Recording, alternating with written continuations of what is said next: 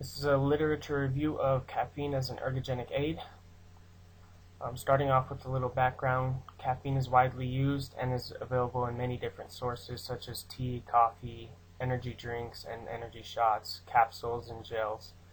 There's also a lot of variables to consider when looking at research regarding caffeine, such as the sources, the dose of caffeine, the different activities and areas that caffeine affects performance, and the population of people which are being studied. So in an attempt to limit those, we'll look at certain variables and when considering the ergogenic effects of caffeine. First, we're going to focus caffeine ingestion via caffeine-containing energy drinks. We'll also look at the caffeine dosage expressed in milligrams of caffeine per kilogram of body mass. We will compare that among the literature. And 4 areas we will look into sport and exercise performance include cycling, soccer, resistance training, and volleyball. The purpose of this literature review is to present the results researchers have obtained using different sources and doses of caffeine in the 4 above areas, which can then be used to make informed decisions about caffeine recommendation or use as an ergogenic aid. The first study looks at the central nervous system stimulation effect of caffeine. So this supplement contains about 219 milligrams of caffeine and is touted for improved mental focus and clarity and cognitive function. They tested 7 individuals on a simple reaction time test. They had 20 trials with either the iFocus supplement or 20 trials with placebo, and that order was randomized, and they just took the average reaction time for all 20 with either supplement.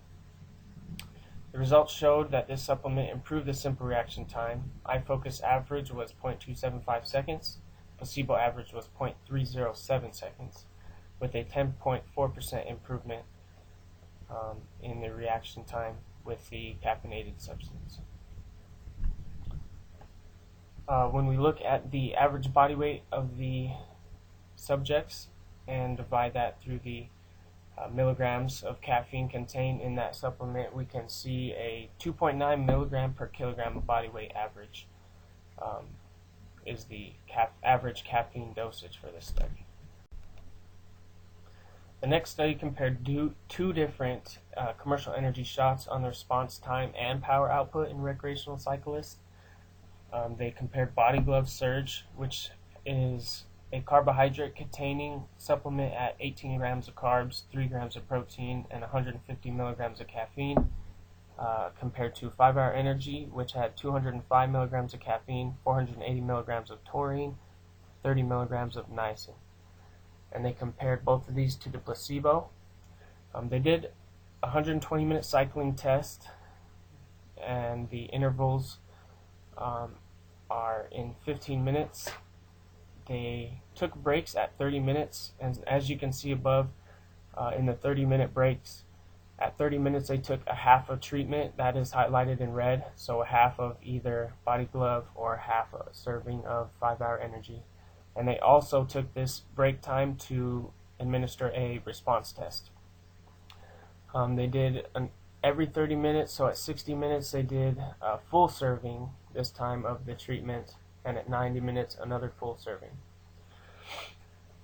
After 120 minutes, they did a 6-minute time trial for power output, where the subjects were told to keep their power and speed as high as possible for the 6 minutes.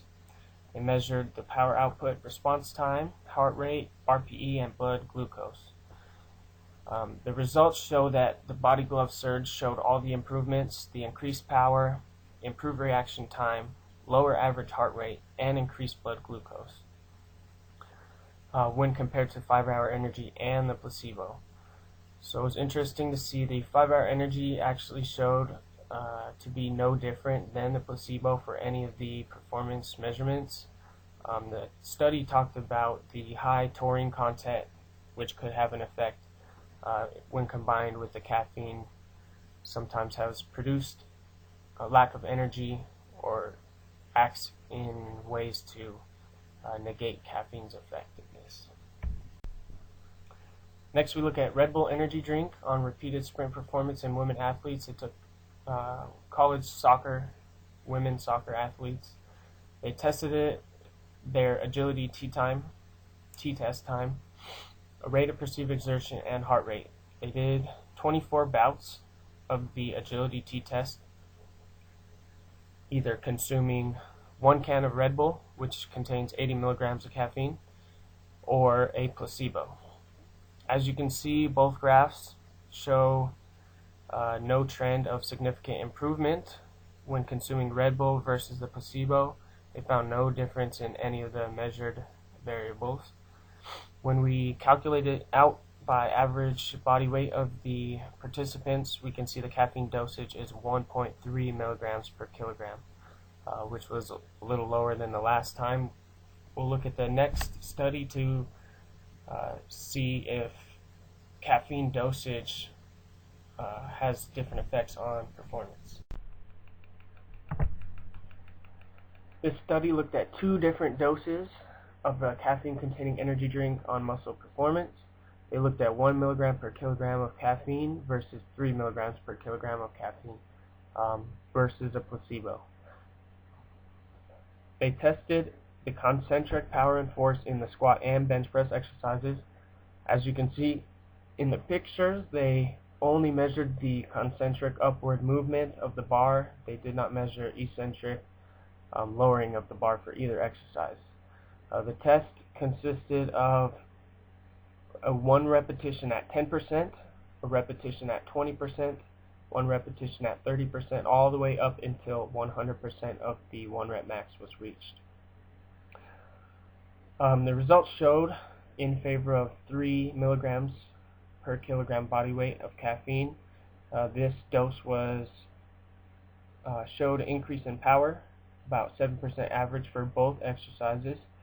And you can see in the graph on the left, the power graph shows at 30, 50, 60, 70, 80, and 100% of the 1 rep max, there was an increase when compared with placebo.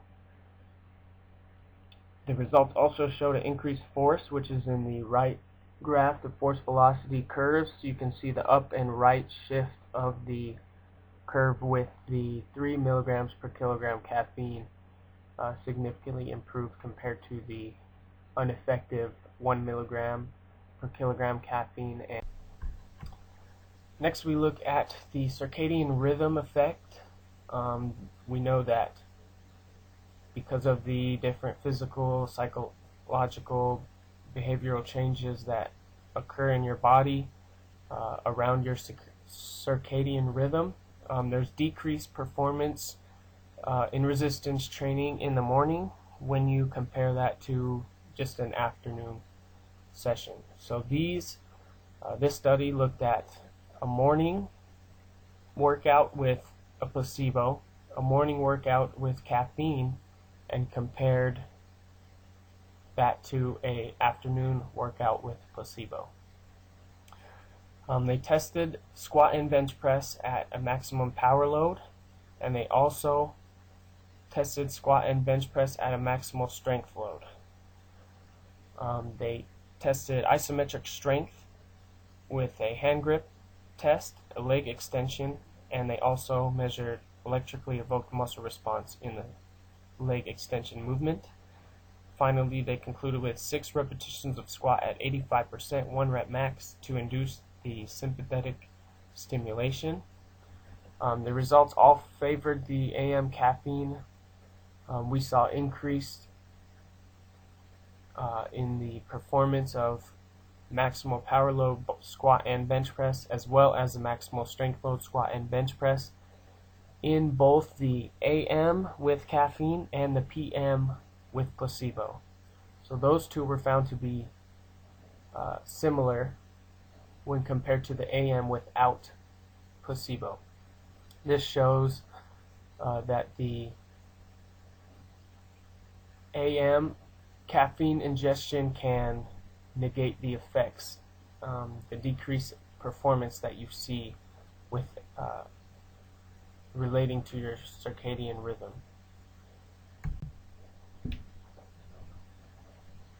The next test is a time to completion trial in recreationally trained cyclists. They measured the power output during this time trial. They also measured aerobic and anaerobic power, pacing strategy, oxygen uptake, EMG, RPE, and blood lactate.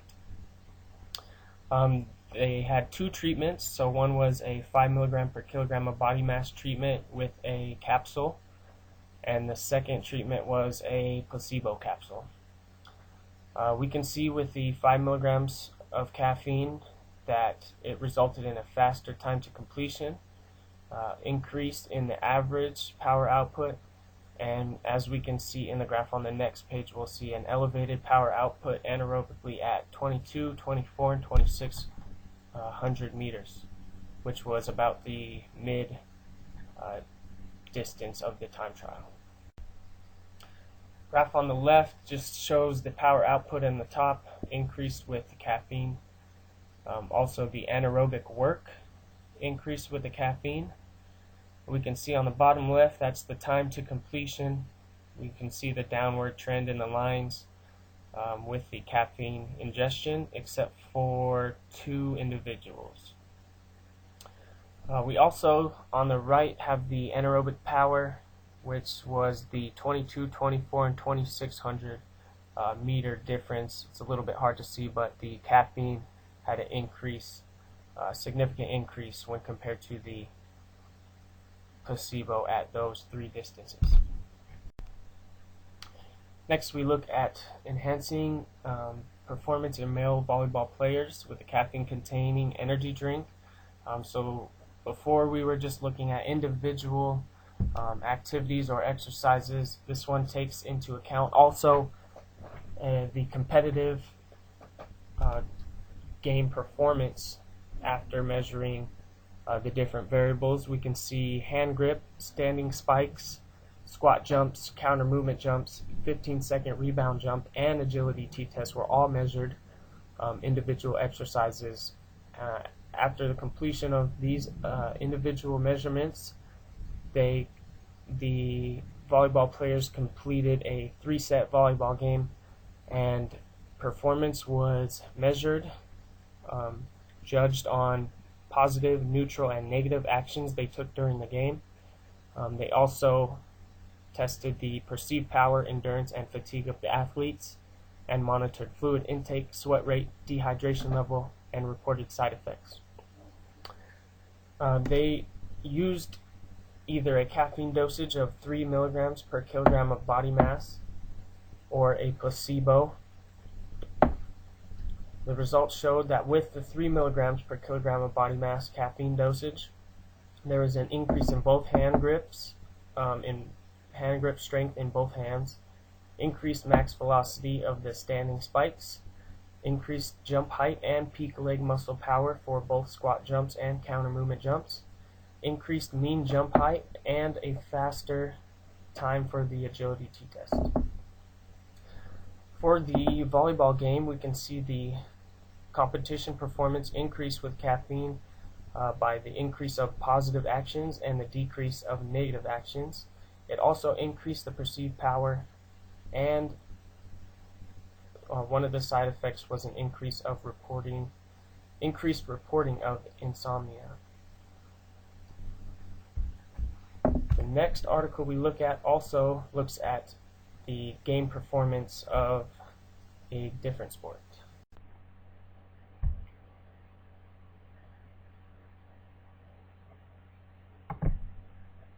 This study looked at soccer performance and caffeine dosage of 3 milligrams per kilogram body weight when compared to a placebo. They measured the 15-second rebound jump series and 7 sets of 30-meter sprints, and then they measured the 80-minute simulated soccer game. They divided the soccer game activity into different zones to see the activity level of the players. They had standing zone, walking zone, jogging, medium intensity, high intensity, and then sprinting. And they measured the distance ran in each of these zones. The results showed an increased mean jump height and an increased mean peak running speed for the first two tests with the caffeine dosage in compared to the placebo. And they also, during the soccer game, they noticed an increase in total distance covered and the number of sprint bouts during the game. This both led to an increase in zones 4, 5, and 6, which are medium intensity running, high intensity running, and sprinting. These zones were higher in the caffeine dosage condition. Caffeine dosage also decreased zone 2, which was the walking. So overall, these results show the increase in performance of both individual exercises and the simulated soccer performance measured by the running distance. Now we'll look at the differences and similarities between the literature. On the first difference, we can see that there were two incidences in which there's no performance increases. These occurred both at about 1 milligram per kilogram of caffeine consumption. We look at this compared to the similarities. We saw that 3 milligrams per kilogram of caffeine was at the next smallest dose, which is identified as the minimal dose to elicit performance enhancement. All the studies that met this dose resulted in improved performance, with the exception of the 5-hour energy, which we go back to the differences. On the left, we can see 5-hour energy had a higher caffeine content than the Body Glove Surge, which it was compared to, but no improvement was found with 5-hour energy. This could be due to the differences in the formula of the two drinks, either the taurine reaction with caffeine in the 5-hour energy or the benefit of carbohydrate that was in the Body Glove Surge. So going back to the similarities of the literature, we can see that ingestion of caffeine took place 60 minutes prior to exercise in most, if not all, of the studies.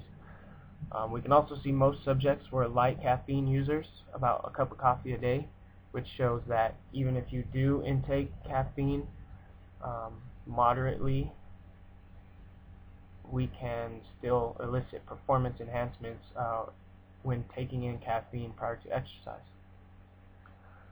Also,